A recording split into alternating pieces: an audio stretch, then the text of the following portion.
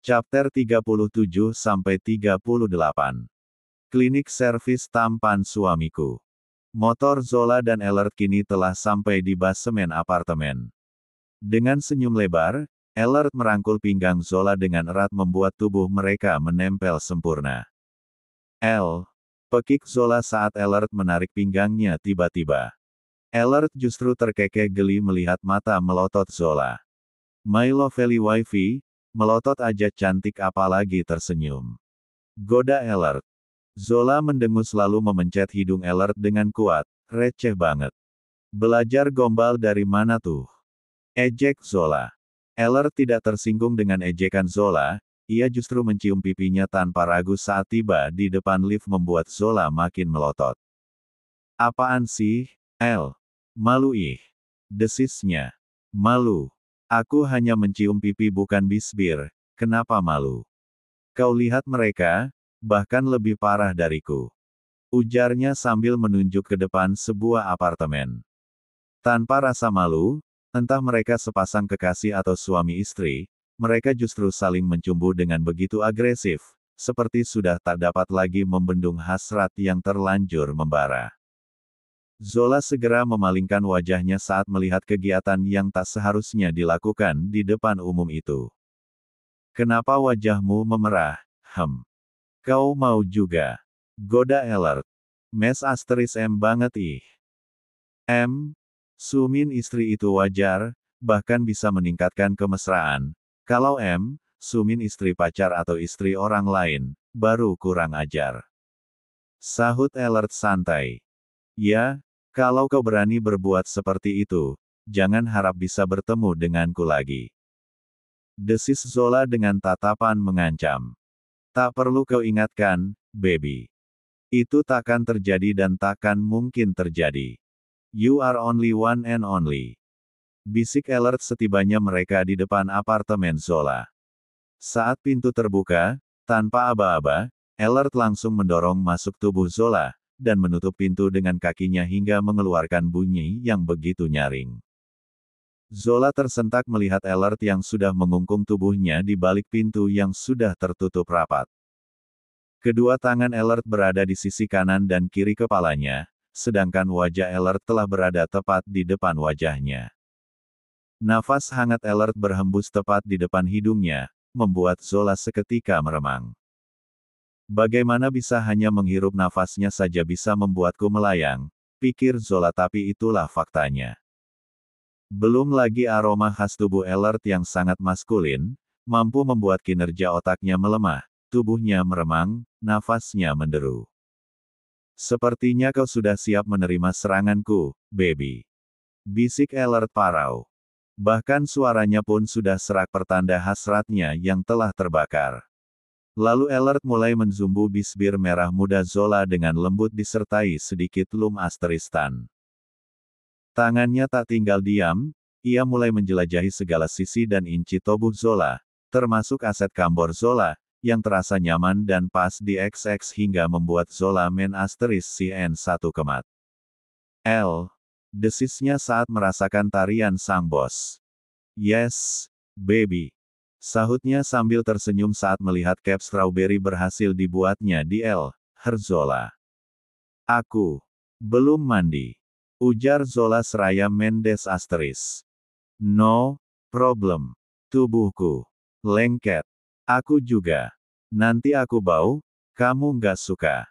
Aku suka, apapun yang ada padamu, aku suka. Set. Jangan bicara lagi. Kita lanjut di kamar. Oke. Bisik Ellert tepat di depan daun telinga Zola. Lalu tanpa aba-aba, Ellert mengangkat tubuh Zola menuju kamar mereka, untuk melanjutkan apa yang seharusnya mereka lanjutkan, sebagai pasangan yang telah sah di mata hukum dan agama. Keesokan harinya. Pagi hari yang biasanya dihiasi suara gaduh sapa menyapa para karyawan, kini justru dihiasi suara gaduh surat peringatan yang tergeletak di beberapa meja karyawan kantor. Mata mereka membelalak saat melihat surat peringatan itu. Mereka pikir itu sekadar ancaman asisten Gary saja agar berhenti menggosipkan Zola, tapi nyatanya pagi ini semua yang dikatakan asisten Gary menjadi kenyataan. Bagaimana ini? Karyawan yang mendapatkan surat peringatan itu panik.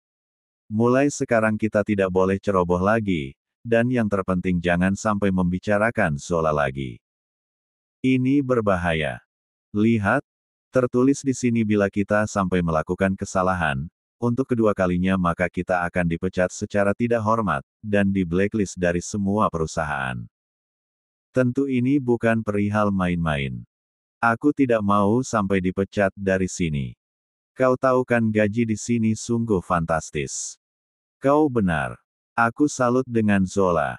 Bagaimana bisa ia seperti sangat dilindungi seperti ini? Bahkan kita yang hanya menggosipkannya saja mendapatkan surat peringatan. Aku jadi penasaran siapa yang menyebarkan foto itu, sebab nomor yang mengirim foto itu tidak ada dalam kontakku. Bahkan sepertinya nomor itu masih baru, dan sengaja digunakan untuk menyebarkan foto-foto Zola. Apa dia akan mendapatkan surat peringatan juga ya? Entahlah. Entah perusahaan dapat menemukan orangnya atau tidak. Yang pasti, mulai sekarang kita jangan lagi mengusik Zola atau akibatnya akan fatal. Brak. Roland. Ucap Keira terbata, saat melihat Roland telah berdiri di depannya dengan rahang mengeras menahan amarah. Jelaskan padaku, apa maksudnya ini? Desis Roland, seraya melemparkan sebuah amplop putih tepat di wajah Keira. Itu apa? Tanyanya terbata. Lah baru saja datang jadi ia belum tahu informasi terkini yang tengah heboh di perusahaan. Aku tidak menyangka, ternyata kau musuh dalam selimut, Kay. Sebenarnya apa salah Zola hingga kau menyebarkan foto-foto itu? Bentak Roland. Foto apa? Tanyanya ragu. Roland tersenyum sinis, bukankah kau yang sudah mengirim foto-foto Zola ke grup perusahaan? Foto itu diambil di kawasan apartemen kalian, siapa lagi yang tahu keberadaan Zola selain kau? Desis Roland. Itu bukan aku, Len. Aku benar-benar tidak tahu. Kilahnya. Kalau kau tidak tahu, mana mungkin surat ini datang ke mejamu? Ucap Roland seraya menunjuk surat peringatan untuk Keira. Keira pun bergegas membuka amplop putih itu dan membuka kertas yang terlipat di dalamnya. Keira seketika membelalakan matanya, saat membaca surat peringatan tersebut. Lah tak menyangka perbuatannya akan semudah itu ketahuan. Padahal ia sudah sangat berhati-hati dan menggunakan nomor lain yang tidak dikenali. Masih mau berkilah, Desis Roland tajam. Len, aku hanya ingin membuka kedok Zola yang sebenarnya. Ternyata kita selama ini telah tertipu wajah polosnya. Kau lihat, dengan tidak tahu malunya Zola berangkulan mesra dengan seorang OB, bahkan ia membawanya masuk ke dalam apartemen miliknya. Kau pasti paham apa yang biasa dilakukan lelaki dan perempuan, saat berdua saja seperti itu di ruangan tertutup. Keira mencoba menjelaskan pada Roland. Mau Zola melakukan apapun itu bukan hakmu untuk menghakiminya. Lagi pula kalaupun itu memang benar, apa hakmu untuk ikut campur? Tapi aku hanya ingin kau tidak tertipu lagi dengan wajah polosnya. Kau lihat sekarang, bahkan hanya karena masalah sepele, asisten Gary sampai turun tangan, bila itu yang berhubungan dengan Zola, jangan-jangan, Zola kini telah berubah menjadi gadis panggilan atau gadis penggoda. Dia juga bisa dengan mudahnya menjadi sekretaris CEO, jangan-jangan juga, CEO kita juga merupakan salah satu pelanggannya. Seru Keira mencoba membuat Roland berpaling dari Zola. Lah kesal, bertahun mengejar Roland, tapi tak sedikit pun Roland membalas perasaannya. Jangankan membalas, melirik pun enggan. Kay, jadi menurut penilaianmu aku seperti itu? Ucap Zola dengan suara sendu, mengejutkan Roland dan Keira yang tengah beradu argumen itu. Kukira kita benar-benar sahabat, tapi ternyata. Zola menghela nafasnya, terima kasih Len, kau masih mau membelaku. Tapi percayalah, aku tidak seperti itu. Lirih Zola lalu ia pun pergi, meninggalkan kedua orang itu yang tengah membatu di tempat. Sekembalinya dari ruangan Keira, Zola langsung menghempaskan tubuhnya di meja kerjanya. La menangkupkan kedua tangannya di wajah. Zola menangis terseduh. La tak menyangka, orang yang dikira sahabatnya ternyata hendak menusuknya dari belakang. La mulai berpikir, apa jangan-jangan peristiwa yang ia alami di klub malam waktu itu adalah perbuatan Keira juga. La berharap tidak. Beruntung ia tidak menceritakan keseluruhan peristiwa yang ia alami di malam itu. Bila tidak, bisa jadi saat ini ia makin menjadi bahan olok-olokan semua karyawan Sopalova. Seperti biasa, Ellert kini tengah memperhatikan Zola dari layar laptopnya. La mengerutkan keningnya saat melihat Zola menangis. Ellert pun segera memutar rekaman posisi Zola terakhir sebelum menangis. Ellert tersenyum sinis, saat tahu siapa dalang wanitanya itu sampai menangis. Lalu ia mengetikkan sebuah pesan kepada Gary yang saat ini sedang berada di luar. 30 menit kemudian, dengan nafas tersengal-sengal, Gary datang dengan seikat bunga mawar merah di tangannya. Lalu ia menghampiri meja Zola. "Hai Ger, itu." Zola menyapa Gary yang kini berdiri di depan mejanya, namun tatapannya malah beralih ke buket bunga mawar yang dipegang Gary. "Ini." Ucapnya terhenti karena ingin menarik nafas terlebih dahulu, "Ini titipan Ellert." Katanya, "Jangan bersedih lagi." "Oke." Ucap Gary seraya menyerahkan seikat bunga mawar kepada Zola membuat Zola tersenyum manis. Lalu ia mencium aroma bunga itu. Senyumnya makin merekah saat aroma bunga itu telah memenuhi indera penciumannya. "Thanks, Ger." Ucapnya tulus yang dibalas lambaian tangan oleh Gary. "Dasar atasan gak ada akhlak. Orang lagi di mana dipaksa beli bunga dalam waktu 30 menit. Emangnya Superman bisa terbang secepat mungkin. Dia yang punya istri, kita yang repot." Gerutu Gary setibanya di ruangannya. Tring. Bunyi pesan masuk di ponsel Gary. Gary pun segera membuka pesan itu. Matanya seketika melotot tak percaya, saat membaca pesan itu. "Berani mengoceh, potong gaji." Lalu ia membalik badan ke arah kamera CCTV yang ada di ruangannya. "Mau motong gaji? Enak aja. Orang sudah susah payah masih mau diancam. Dasar temen gak tahu terima kasih." Dengus Gary sambil menunjuk ke arah kamera CCTV. Di ruangannya. Chapter 38. Sebuah mobil Rolls-Royce berwarna hitam, baru saja terparkir dengan sempurna di depan sebuah gedung perusahaan, yang mengelola salah satu marketplace terbesar dan nomor satu di benua Asia dan Americano. Tak lama kemudian, dari dalam sana, turun seorang wanita anggun, dan masih terlihat sangat cantik di usia yang sudah mencapai kepala. Wanita itu berjalan dengan anggun memasuki gedung perusahaan, dengan ditemani seorang perempuan yang usianya sedikit lebih muda. Semua pasang mata tampak menatap dengan penuh rasa kagum, seraya menundukkan kepalanya sebagai tanda penghormatan kepada sang wanita, yang mereka kenal sebagai Nyonya Besar Miguel. Di dalam ruangannya, Ellert tampak sedang sibuk dengan pekerjaannya. Matanya tampak fokus menatap layar komputer, dengan jari jemari yang bergerak dengan lincah mengetik entah apa di sana. Hingga dering ponselnya menginterupsi fokusnya pada benda berbentuk segi empat itu. Sahut Ellert saat tahu sang penelepon. "Kenapa nggak langsung ke ruangan aja sih?" Gary mendengus kesal karena sahutan Ellert yang hanya berupa gumaman. "Kamu bisu, El?" Sinis Gary. "Jangan banyak bicara, katakan saja ada apa. Kalau tidak ada, segera lanjutkan pekerjaanmu." Tegas Ellert kalau sedang bekerja mode on. "Cek, dasar atasan menyebalkan." Cibir Gary. "El, ada Onti Ariana di bawah. Dia baru datang." Ujar Gary membuat Ellert tersentak hingga sontak berdiri. "Are you serious?" Tanya Ellert mencoba meyakinkan ia tak salah dengar. "Aku tidak sedang dalam mode bercanda. I'm so serious." Tegas Gary membuat Elert memijit pelipisnya. Ger, cepat kau sambut kedatangan momiku di depan lift. Jangan sampai momi menyebutkan namaku. Titahnya. Elert khawatir sang momi menyebut nama Elert di depan Zola sehingga membuat penyamarannya selama ini terbongkar.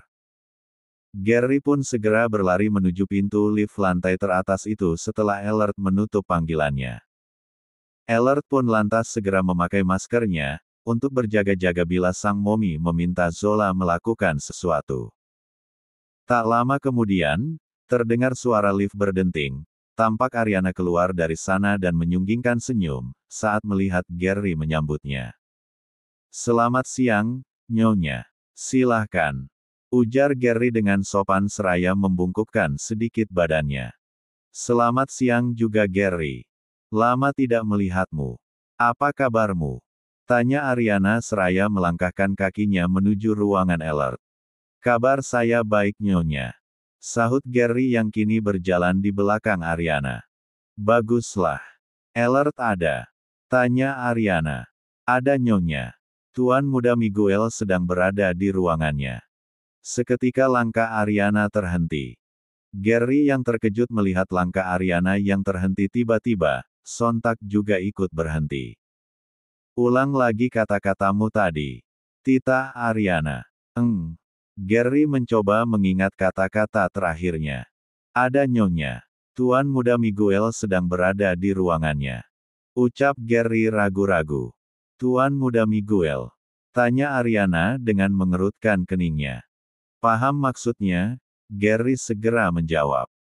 Lihat Nyonya, Elert meminta semua karyawannya memanggilnya Tuan Muda Miguel. Ujar Gary menjelaskan. Kenapa? Tanyanya penuh selidik. Saya juga kurang tahu Nyonya. Saya hanya mengikuti perintah saja. Sahut Gary sopan. Ariana hanya menganggukkan kepalanya, lalu kembali melanjutkan langkahnya menuju ruangan Elert. Zola yang melihat kedatangan Ariana, lantas berdiri kemudian sambil menundukkan kepalanya. Sekretaris baru. Tanya Ariana pada Zola. Lihat Nyonya. Saya sekretaris baru Tuan Muda Miguel. Jawab Zola. Ariana pun tersenyum, lalu menepuk pelan pundak Zola, membuat Zola mendongakkan wajahnya dan membalas senyum itu. Gary yang telah berdiri di depan ruangan Elert lantas mengetuk pintu, kemudian membukanya. La mempersilakan Ariana masuk ke ruangan Elert diikuti asisten pribadi Ariana. Hai, San, sibuk. Sapa Ariana. Lumayan Mom. Kenapa Momi tidak mengabari terlebih dahulu sebelum ke sini? Tanya Elert setelah mencium pipi Ariana. Memangnya mengunjungi anak sendiri harus mengabari terlebih dahulu, Momi kangen tahu. Momi juga masih penasaran dengan gadis yang kau katakan itu.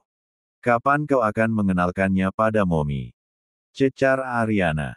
Bukan begitu, hanya saja bagaimana kalau El sedang tidak ada di kantor kan sia-sia Momi kesini. Ucap Elert. Untuk wanitaku, Momi tenang saja, tak lama lagi pasti El akan mengenalkannya. Kau tidak sedang membohongi Momi kan? Tanya Ariana dengan tatapan menyelidik. Elert mendengus pelan, Elert tidak berbohong, Mom. Untuk apa coba? Oh, ya, Momi mau tanya dari tadi. Mengapa kau memakai masker saat bekerja? Ariana mengerutkan keningnya, merasa ada sesuatu yang janggal dengan putranya itu. El memang sengaja untuk merahasiakan wajah El saat ini. Lebih nyaman saja kalau sedang di luar. Sahutnya santai. Ariana membulatkan matanya mendengar jawaban aneh Elert. Aneh. Cibir Ariana. Baiklah, Mom kasih kamu waktu 2 minggu untuk membawa wanitanya itu, bila tidak, Mom akan jodohkan kamu dengan Ralin, ingat itu. Ancam Ariana membuat Elert membulatkan matanya. Mom. Sergah Elert. Enoh. No debat. Oke. Pungkas Ariana sebelum meninggalkan ruangan Elert. Kini Zola dan Roland sedang makan siang berdua. Tadinya Zola ingin mengajak Keira, tapi entah sepertinya hubungannya dengan Keira sulit untuk diperbaiki. Keira menolak ajakan Zola, hingga Zola terpaksa hanya makan berdua dengan Roland. Maksud Zola mengajak sahabatnya itu untuk menjelaskan hubungannya dengan Ellert. Mereka memilih makan siang di sebuah kafe, yang letaknya di seberang kantor tujuannya agar pembicaraan mereka tidak dicuri dengar orang lain. Jadi, kau bisa jelaskan Zo tentang foto itu. Aku yakin, kau bukan perempuan seperti yang mereka duga. Tapi kalau kau tak menjelaskan, siapapun akan berpikir ke arah sana. Ucap Roland setelah mereka selesai menyantap makan siangnya. Zola menghela nafas pelan lalu menghembuskannya. La menatap lekat wajah Roland, meyakinkan dirinya bahwa pilihannya ini benar, yaitu menceritakan peristiwa malam itu dengan Roland. La harap sahabatnya itu dapat mengerti. Kami sudah menikah, Len. Ucap Zola to the point, tanpa basa-basi. Roland yang sedang meminum kopinya lantas menyemburkan kembali isinya, karena terkejut atas pernyataan Zola. Hah? Kamu tidak sedang bercanda kan, Zo? Ucap Roland setelah mengelap sisa kopi yang ada di bibirnya. I'm so serious. Kami memang telah menikah belum lama ini. Ucapnya tanpa ragu. Tapi kenapa? Kenapa tiba-tiba? Kenapa tidak ada yang tahu? Tidak tiba-tiba, sebenarnya Ellert telah memintanya beberapa kali. Kupikir tidak ada salahnya, apalagi ia sangat baik padaku dan sudah beberapa kali menyelamatkanku. Zo, mengapa harus orang lain? Bukankah kau tahu, aku sudah lama menunggumu. Ujar Roland dengan nada lemah. Maaf, Len. Aku tak bisa. Aku yang hanya bersahabat denganmu, dan tak pernah menghiraukan perasaanmu saja bisa membuat Keira seperti itu, apalagi bila kita menikah. Ujar Zola sambil terkekeh.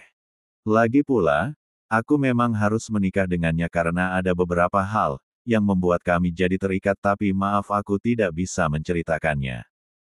Zola tidak jadi menceritakan kejadian malam itu.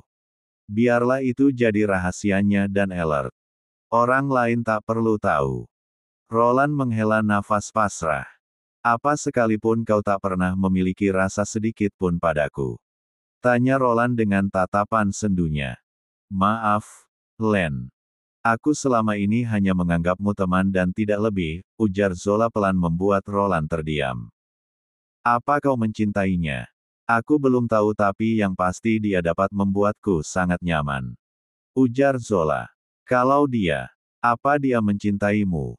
Zola seketika tersenyum lebar, wajahnya langsung berbinar, kemudian ia mengangguk dengan pasti. Dia mencintaiku. Doakan kami ya. Aku juga akan mendoakanmu agar segera menemukan seseorang yang mampu mencintaimu dengan tulus. Ucap Zola membuat Roland tersenyum tipis. Semoga. Selesai makan siang, Zola pun segera kembali ke kantor.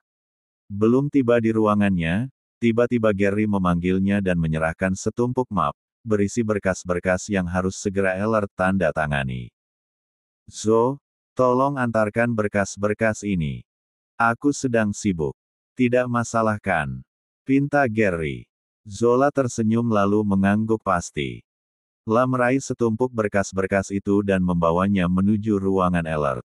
Baru saja ia tiba di depan ruangan Ellert, tiba-tiba ia berdiri mematung kemudian memutar langkahnya kembali ke ruangan Gary. Dan meletakkan berkas-berkas itu membuat Gary terkejut. Zo, kenapa? Tanya bingung. Bisa kau serahkan sendiri. Aku tiba-tiba sakit perut. Ucap Zola singkat lalu ia segera pergi dari ruangan itu, membuat Gary bertanya-tanya apalagi saat melihat mata Zola memerah seperti ada yang disembunyikannya. Chapter 39. Langit sore tiba-tiba mendung, awan hitam mulai berarak disertai petir yang bergemuruh bersahut-sahutan di langit yang mulai menghitam. Tampak sebuah sepeda motor membelah jalanan dengan begitu kencang, pengemudinya mengindahkan cuaca yang makin memburuk. Entah apa yang ada di pikirannya saat ini. Yang ia inginkan hanyalah pergi sejauh mungkin untuk menenangkan diri sementara waktu ini. Pikirannya sedang berkecamuk tak tentu arah. Hingga saat bulir-bulir air hujan mulai jatuh begitu derasnya pun, ia tak peduli. La justru makin memacu motornya dengan kecepatan tinggi. Seiring tubuhnya yang makin dingin, justru matanya kian memanas hingga bulir-bulir air mata itu meluruh bercampur dengan air hujan. Di saat yang sama, Gary yang merasa heran juga khawatir meraih berkas, yang tadi dikembalikan Zola. La segera membawanya ke ruangan CEO dengan pikiran yang entah kemana.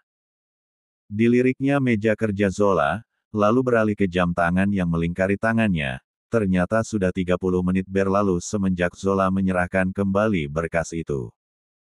Dia kemana? Apa masih sakit perut?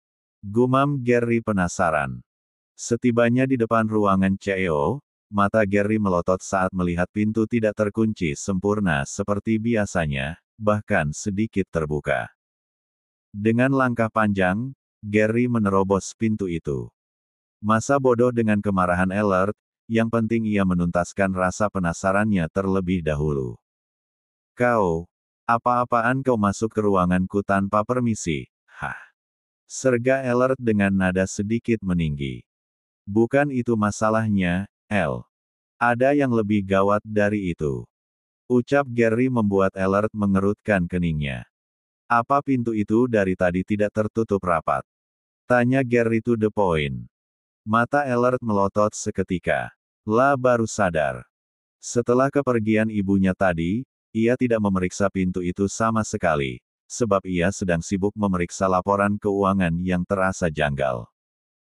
El, aku tadi meminta Zola mengantarkan berkas ini, tapi tiba-tiba ia kembali ke ruanganku dan memintaku menyerahkannya sendiri, dengan alasan sakit perut dan aku mempercayainya. Itu terjadi 30 menit yang lalu. Tapi saat aku ingin menyerahkan berkas ini, Zola masih belum kembali, aku khawatir. Perkataan Gary terpotong, saat Elert segera memeriksa rekaman CCTV di depan ruangannya. Seketika, tubuh Elert membeku. Ger, sepertinya Zola sudah mengetahuinya. Ucap Elert dengan wajah bias. Lalu Elert kembali menelusuri rekaman CCTV untuk mengikuti jejak Zola. Wajahnya kian pias saat tahu, ternyata Zola pergi keluar perusahaan dengan mengemudikan motornya. El, di luar sedang hujan badai. Ucap Gary memberitahu. La juga khawatir dengan keadaan Zola. Apalagi saat ini sedang terjadi hujan badai di luar. Tentu hal itu membahayakan apalagi Zola saat ini sedang mengemudikan motornya dengan perasaan yang kacau. Elert mengacak rambutnya frustasi. La takut akibat kecerobohannya, bukan hanya membuat Zola kecewa dan pergi darinya, tapi juga membuat Zola celaka. Ger, tolong bantu aku mencari Zola. Mohon Elert dengan mata memerah. La benar-benar merasa sangat kacau sekarang. Gary mengangguk pasti. La segera beranjak menuju ruangannya untuk mengambil kunci mobilnya. Begitu pula Elert, ia segera berdiri dan memakai masker dan kacamata hitamnya. Tak lupa ia mengambil ponselnya yang tergeletak di meja, kemudian ia berlarian menuju lift agar segera sampai ke lobi. Saat di lift, ia menelpon valet parking agar segera menyiapkan mobilnya di depan lobi kantor.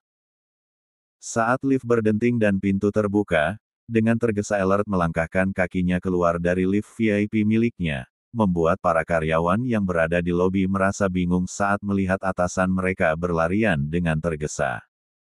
Tak lama kemudian, disusul Gary yang juga berjalan dengan tergesa. Wajahnya terlihat tegang. Semua karyawan yang melihat tampak bertanya-tanya apa gerangan yang terjadi. Sekeluarnya dari lobi, ia langsung menerima kunci mobil yang diserahkan valet parking dan masuk ke dalamnya. Tak peduli hujan badai yang sedang menerjang, Elert melajukan mobilnya dengan kecepatan tinggi.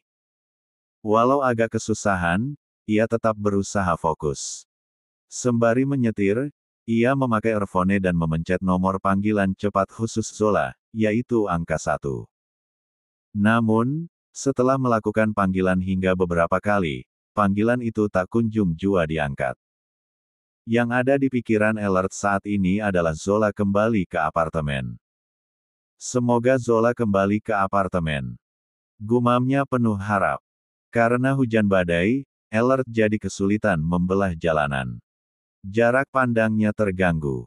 Pergerakan mobil pun ikut terhambat. La tidak bisa melajukan mobilnya dengan kecepatan tinggi. Ellert menggeram frustasi. La sampai memukul-mukul kemudi hingga berkali-kali, merutuki kebodohan dan kecerobohannya. Padahal ia sedang menunggu saat yang tepat untuk berkata jujur, tapi rencana tinggallah rencana. Belum sempat ia menjelaskan, Zola malah melihat dengan mata kepalanya sendiri dirinya saat duduk di kursi CEO. La yakin, Zola pas kecewa karena merasa dibodohi. Ellert punya alasan tersendiri melakukan itu. Bukan hanya supaya bisa berdekatan dengan Zola. Tapi ada hal lain. Alasan lain. Ellert harap Zola mau mendengarkannya. Ellert harap Zola mau mengerti. Ellert harap, Zola mau memaafkan segala tindakannya. Please, Zo, jangan tinggalkan aku. Aku mohon maafkan aku. Zo, kau kemana? Gumam Ellert. Frustasi. Jarak tempuh dari kantor ke apartemen yang biasanya memakan waktu 30 menit, kini memakan waktu hampir 1 jam karena derasnya hujan yang mengguyur sebagian besar kota La. Setibanya di basemen, Ellert bergegas turun dan memasuki mini lobi mini di mana ada lift yang akan mengantarkannya menuju lantai yang dituju. Setibanya di depan apartemen Zola, Ellert langsung menekan password dan masuk ke dalamnya. Zola, teriak Ellert seraya mencari ke kamar wanitanya itu. Namun saat membuka pintu kamar, ia tak melihat keberadaan Zola. Panggilannya lagi seraya membuka pintu kamar mandi, tapi hasilnya sama, Zola tidak ada. Ellert makin frustasi dibuatnya. Lalu ia memeriksa rak sepatu untuk memastikan Zola pulang atau tidak. Wajahnya kian pias, saat Ellert tidak melihat sepatu yang tadi dipakai Zola. Ellert mondar-mandir di ruang tamu seraya melirik jam tangannya.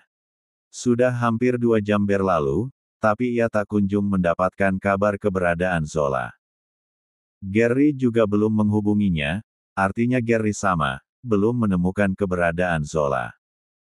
Lantas ia teringat, ia pernah memasang GPS di ponsel Zola, lalu ia segera memeriksanya. Bodoh. Mengapa baru ingat sekarang? Umpatnya seraya merutuki diri sendiri. Karena terlalu panik, ia sampai lupa pada GPS yang pernah dipasangnya itu. Setelah mengotak-atik ponselnya sebentar, Ellert pun mendapatkan lokasi keberadaan Zola. Tanpa banyak berpikir, ia langsung menuju mobilnya kembali, seraya menghubungi Gary dan memberitahukan keberadaan Zola. Siapa tahu, lokasi Gary tak jauh dari lokasi itu. Ternyata lokasi keberadaan Zola bertentangan arah membuat perjalanan ke sana makin lama. Setelah 1 jam kemudian, akhirnya mobil Ellert tiba di lokasi, disusul Gary di belakangnya. Tapi yang membuat keduanya bingung, mereka tidak melihat keberadaan Zola tapi lokasi GPS ponselnya menunjukkan inilah tempatnya. Ellert dan Gary lantas turun dari dalam mobil. Tak peduli hujan yang masih mengguyur dan membasahi sekujur tubuh mereka, yang mereka pikirkan sekarang adalah keberadaan Zola, hingga mata elang Ellert tak sengaja menangkap sebuah motor tergelak di dekat sebuah pohon. Jantung Ellert berdentum hebat. Rasa khawatir makin menggerogoti benaknya. Ellert bergegas mendekati motor itu berharap melihat keberadaan Zola, namun yang ia dapatkan hanyalah motor yang lecet di beberapa bagian, bahkan sayap dan spionnya patah. Hatinya makin tak tenang, lantas ia mengambil ponselnya dan menekan nomor Zola. Kau dengar itu? Apa mungkin itu bunyi nada dering ponsel Zola? Tanya Gary saat ia menangkap bunyi nada dering ponsel di sekitar sana. Gary dan Ellert pun lantas mencari keberadaan ponsel itu dan benar saja, ponsel Zola tergeletak di dekat motor. Ellert menggeram frustasi. La mengusap wajahnya hingga berkali-kali. Matanya kini sudah memerah bahkan berkaca-kaca. La khawatir, sangat-sangat khawatir. La yakin, Dari melihat kondisi motor yang biasa digunakan Zola, sepertinya wanitanya itu mengalami kecelakaan. La berharap, ada seseorang yang menolongnya. Zo, kau di mana? Aku mohon kembalilah. Zo, aku harap kau baik-baik saja. Zo, aku merindukanmu. Sangat merindukanmu, Liri alert, hingga tanpa sadar setitik air mata mengalir, hingga bercampur dengan tetesan air hujan yang mulai membasahi wajahnya.